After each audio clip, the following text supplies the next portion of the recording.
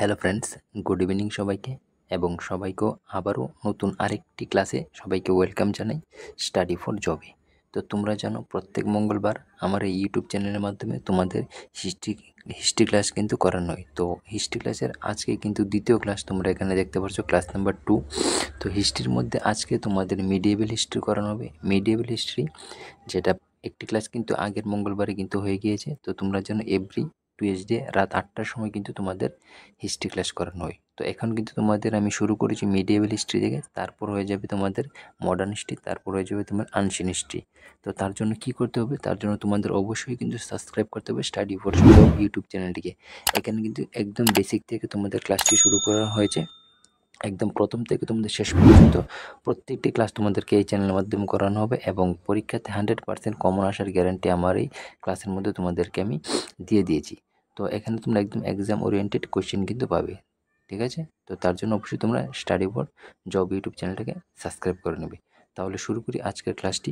দেখো, আজকের ক্লাসটির মধ্যে তোমাদের প্রথমে যেখানে শেষ হয়েছিল আগের ক্লাসটি, ওইখান থেকে তোমরা আবার শুরু করছি। এখন দেখো, মোহাম্মদ গজনবী ছিল, আমি তোমাদেরকে পড়িয়ে দিয়েছিলাম। এখন কিন্তু চলে এসেছে মোহাম্মদ ঘুরি। তো মোহাম্মদ ঘুরি কখন অবধি তোমাদের এখানে শাসন করেছিল, তার মধ্যে ছিল তোমরা দেখতে পাচ্ছ যে 1173 থেকে 1206 পর্যন্ত কিন্তু মোহাম্মদ ঘুরি এখানে শাসন করেছিল। তো মোহাম্মদ ঘুরি কোথাকার রুলার ছিলেন, রাজা ছিলেন? এখানে দেখতে পাচ্ছি তুরস্কের রাজা ছিলেন, যেটা 12 সেঞ্চুরির মধ্যে এই যে ঘটনাটি হয়েছিল, যে রাজত্ব করেছিল 12 সেঞ্চুরিতে, ঠিক আছে? কোথাকার রাজা ছিলেন? তুরস্কে থেকে ছিল, ঠিক আছে? তো এখানে দেখতে পারছো যে শানবানি ডাইনেস্টি, ঠিক আছে? কোন ডাইনেস্টি থেকে ছিল? শানবানি ডাইনেস্টি। যদি কোশ্চেন আসে মোহাম্মদ ঘুরি কোন ডাইনেস্টি থেকে ছিল, তাহলে আনসার হবে শানবানি ডাইনেস্টি। তারপর দেখতে পাচ্ছ যে অ্যাটাক করেছিল মুলতানে, ঠিক আছে? মুলতানে 1175 সালে কিন্তু সে অ্যাটাক করেছিল। মোহাম্মদ ঘুরি কোথায় অ্যাটাক করেছিল? মুলতানে।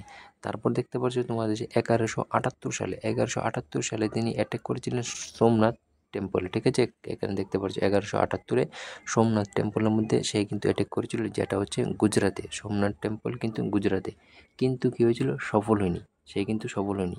তারপর যে ভীমাটু, ঠিক আছে, যখন অ্যাটাক করেছিল তখন সেখানে রাজা ছিলেন ভীমাটু। ভীমাটু কী করেছিল? অ্যাটাক করেছিল মোহাম্মদ ঘুরিকে এবং ডিফিট করেছিল মানে মোহাম্মদ ঘুরিকে।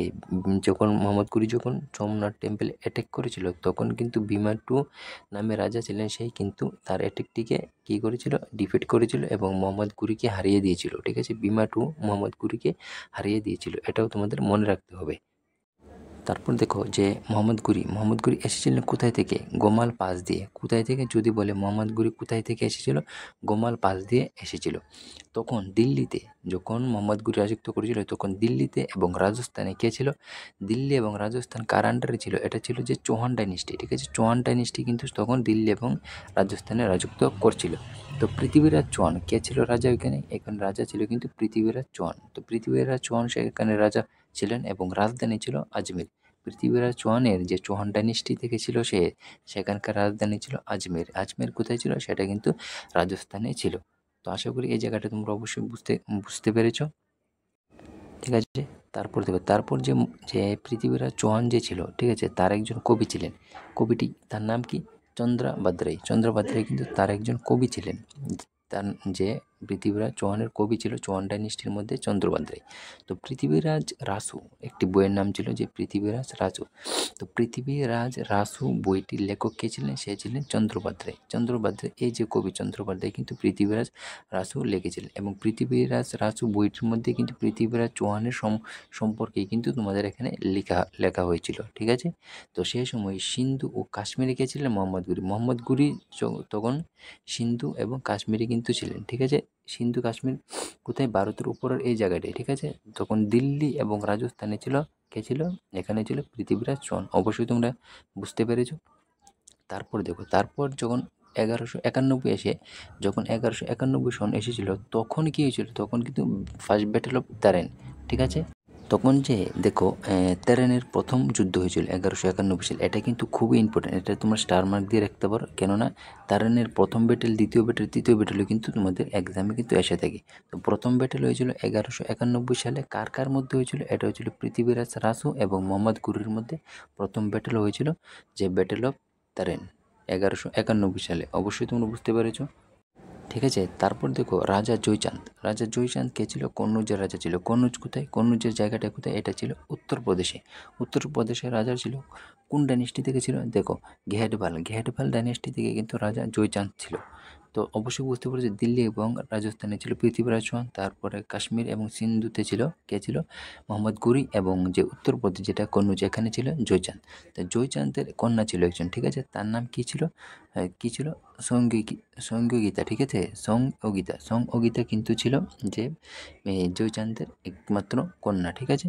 তো পৃথ্বীরাজ চৌহান কে করেছিল?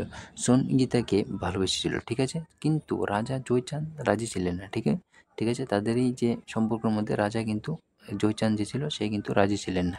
তারপর কী হয়েছিল? যখন রাজি ছিলেন না তখন যে জয়চাঁদ কিন্তু কার সঙ্গে মিলে যায়? সে মোহাম্মদ ঘুরির সাথে মিশে যায়, ঠিক আছে। মোহাম্মদ ঘুরির সাথে মিশে কী করেছিল? 1192 সালে, নেক্সট পরের বছরেই তারানের প্রথম ব্যাটেলের পরে 1192 সালে কী হয়েছিল? সেকেন্ড ব্যাটেল অফ তারান কিন্তু হয়েছিল। এখানে পৃথ্বীরাজ চৌহান ভার্সেস মোহাম্মদ ঘুরি এবং জয়চাঁদ। মোহাম্মদ ঘুরি এবং জয়চাঁদ মিলে পৃথ্বীরাজ চৌহানের সাথে কিন্তু সেকেন্ড ব্যাটেল করেছিল। বাট এখানে কিন্তু তোমরা মোহাম্মদ ঘুরি এবং জয়চাঁদ কিন্তু জিতেছিল। আর প্রথম ব্যাটেলে কিন্তু পৃথ্বীরাজ চৌহান জিতেছিল।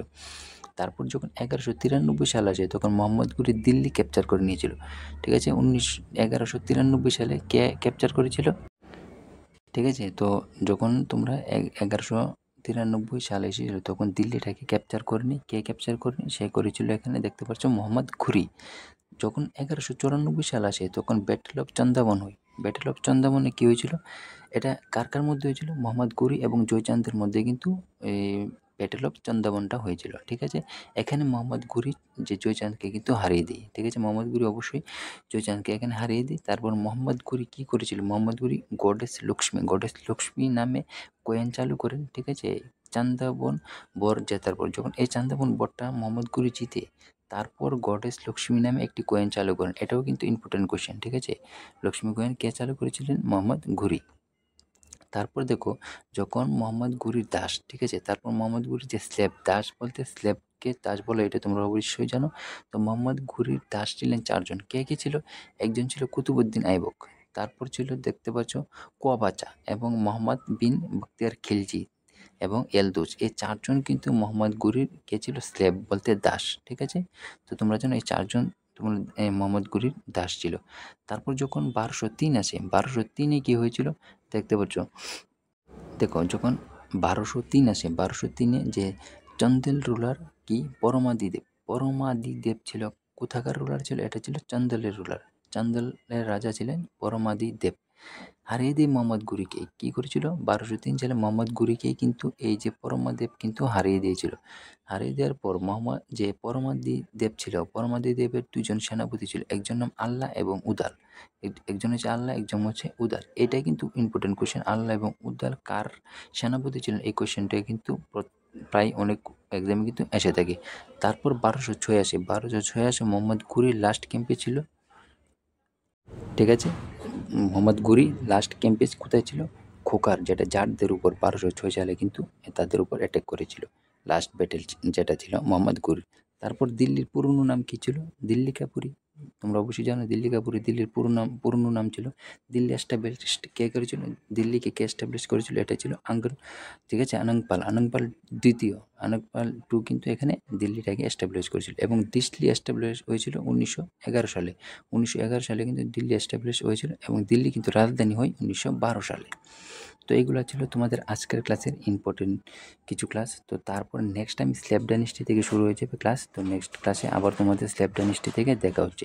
তো অবশ্যই তোমাদের ক্লাসটি ভালো লেগেছে তাহলে কী করবে? অবশ্যই চ্যানেলটিকে কিন্তু একটি সাবস্ক্রাইব করে দেবে।